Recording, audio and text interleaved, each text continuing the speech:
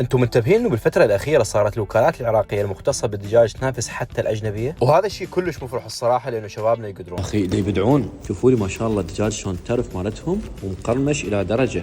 القرمشه كلش حبيتها اني. شوف الدجاجه بيضة، هذا الصوص مالتهم. وهذا المكان هو واحد من الأماكن الجديدة اللي فتحت وكانت مختصة فقط بالدجاج المقرمش والبرجر، واعتقد انه الدجاج المقرمش بكل بغداد موجود عندنا اسم او اسمين فقط يسووه طيب. كول سلو مالتهم تنافس وبشده، كلش طيبه. هو اللحم مالته تعرف هذا تشتغلوا عراقي مو صح؟ كله عراقي. هذا السيزر سلط مالتهم سعره 4000 دينار. هذا الريزل مدخن، بس شنو مدخن حطب بحيث النكهه والريحه من هسه واصلتنا. والله الصوص مالته يجنن. كل وجهك اصفر. شد عاشتي لك منتهيه رايحه. حلو بيهم انه هم جامعين ما بين البرجر والكنتاكي همينه. بس شوفوا لي الشغل مالتهم راقي ما شاء الله. هذا تحب تتفسخ سوي لي افتح يا سمسم.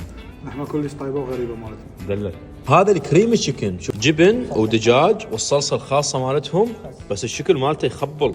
تخيلوا انه اللفه من الريحه مالتها والشكل مالتها تسوي واهس، لانه مليانه. شوفوا لي الصوص مالتها والعصاره بدها توقع من وحدها. هالمكان الاكل مالتهم كلش طيب، والمكان كبير وواسع وبمكان خاص للعوائل بالاضافه للاطفال. اليوم كنا بالدوره بحي ميكانيك بشارع مركز الحضر، التيرمولال تشيكن وبرجر.